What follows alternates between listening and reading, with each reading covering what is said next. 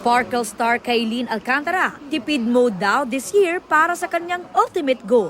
Dream house ko para sa aking pamilya. And then yung dream house ko naman Jisoo ng Blackpink, nasa Pilipinas para sa kanyang first solo fan meet. Agency ni Korean superstar Kim Soo-hyun, inaming nagkaroon nga siya ng relasyon sa pumanaw na Korean actress na si Kim Se-ron, taliwa sa unang statement nila.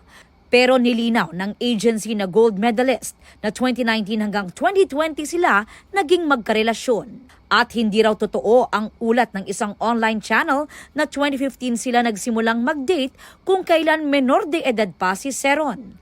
Di rin daw pinipressure ng company Soo-hyun si Se-ron na bayaran ang danyos ng kinasangkutang drunk driving incident ni Se-ron noong 2022. Sila raw ang nagbayad ng balanse at umako sa penalties ng K-drama na di na naipagpatuloy ng aktres. Wala pang tugon dito ang YouTube channel at ang pamilya ni Se-ron.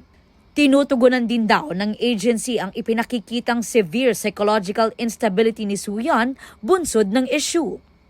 Sa mga report ng Korean media, ilang brand na ang bumitaw sa pag-endorso ni Soo-hyun. Aubrey Carampel, nagbabalita para sa GMA Integrated News. Huwag magpahuli sa mga balitang dapat niyong malaman. Mag-subscribe na sa GMA Integrated News sa YouTube.